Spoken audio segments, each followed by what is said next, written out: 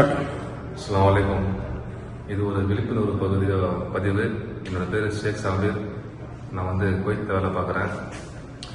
நான் லீவுக்கு ஊர் போகிறதுக்கு குவைத்திலேருந்து டிரான்ஸ்ஃபர் விசா அப்ளை பண்ணி தமாம்லேருந்து ஊருக்கு போகிறதுக்கு டிக்கெட் போட்டிருந்தேன். ஸோ இதில் ட்ராவல் பண்ணி தமாமுக்கு வந்துட்டேன். தமாமில் வந்து போர்டிங் போடும்போது எனக்கு வந்து வழக்கு இருக்குது, உங்களால் ட்ராவல் பண்ண முடியாதுன்னு சொல்லிட்டாங்க.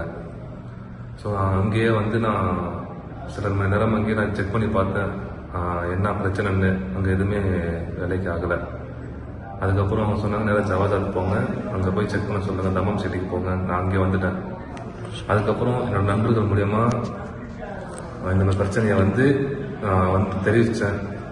அது மூலயமா வந்து தமிழ்நாடு நல சங்கம் திரு ஆரிஃப் அவர்களை வந்து மீட் பண்ணேன். நான் அவருக்கு ஃபோன் பண்ணி அவருக்கு மீட் பண்ணேன். இந்த மாதிரி இஷ்யூ வந்து அவர்கிட்ட சொன்னேன். அவரும் திரு வெங்கடேசன் அவரும் சேர்ந்து தர்கீலுக்கு போய் அதற்கு சொல்லி செக் பண்ணாங்க என்ன இஷ்யூ, என்ன பிரச்சனை, என்ன கேஸுன்ட்டு. அங்கே போயிட்டு கேஸ் இருக்குது, ஆனால் இது வந்து ரியாத்தில் இருக்குது, ஸோ அங்கே தான் போய் ஆகணும், அங்கே போய் செக் பண்ணி ஆகணும்னு சொன்னாங்க. அதுக்கப்புறம் திரு வெங்கடேசன் சார் வந்து திரு ஜமால் அவர்களை வந்து அறிமுகப்படுத்தினார். அவரை தொடர்பு கொண்டு என்ன வழக்கு இருக்குன்னு சொல்லி செக் பண்ணுறதுக்கு அவரை தொடர்பு கொண்டேன். அவரும் செக் பண்ணிவிட்டு இந்த வழக்கு வந்து ஒரு மொபைலி சிம்மோட வழக்கு இருக்குது, அதோட பேமெண்ட் இன்னும் பேலன்ஸ் இருக்குது, அதனால தான் உங்களால் ட்ராவல் பண்ண முடியாதுன்னு அவரும் சொன்னார். எவ்வளோ அமௌண்ட் வந்து 5680 ரியால். அதுக்கப்புறம் திரு ஆரிசனை மீட் பண்ணி திரு வெங்கடேசனை மீட் பண்ணி இந்த பேமெண்ட் எப்படி வந்து பேமெண்ட் பண்ணுறதுன்னு சொல்லி தெரிஞ்சுக்கிட்டு அதுக்கப்புறம் இந்த அமௌண்ட்டை வந்து நான் பேமெண்ட் பண்ணேன். இந்த பேமெண்ட் முடிச்சு அதுக்கப்புறம் எங்கள் விசா காலாவதி ஆகிடுச்சு.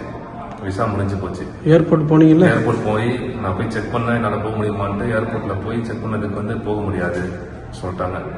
அதுக்கப்புறம் திரும்ப நான் வந்து திரு ஆரிஃப் சார் வந்து தொடர்பு கொண்டு எவ்வளோ ஃபைன் உங்களுக்கு தொடர்பு கொண்டு விசாரித்த பிறகு தான் தெரிஞ்சு இந்த காலாவதியான விசாரணை இருந்தால் 15,000 ரியால் வந்து ஃபைன் சொன்னாங்க. ஸோ திரும்ப அவங்கள வந்து பேசி தொடர்பு கொண்டு திரு வெங்கடேசன் அண்ணனை வந்து தர்கீலுக்கு கூட்டிகிட்டு போயிட்டு அவர் தான் வந்து முழு முயற்சியோடு வந்து இந்த விசாவை இந்த பிரச்சனையை வந்து முடிச்சு கொடுத்தாரு.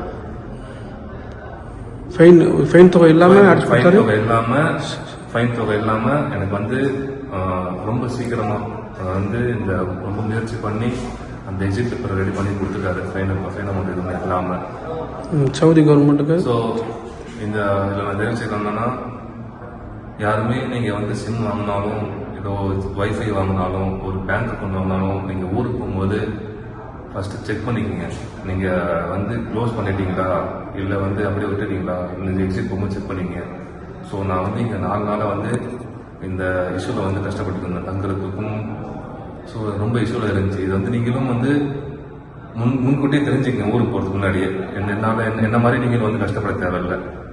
ஸோ இதனால் வந்து நான் தமிழ்நாடு நலச்சங்கத்துக்கும் சவுதி கவர்மெண்ட்டுக்கும் திரு ஆரிஃப் சாருக்கும் திரு வெங்கடேஸ்வரனுக்கும் திரு ஜமால் அவர்களுக்கும் நன்றி தெரிவிச்சுக்கிறேன்.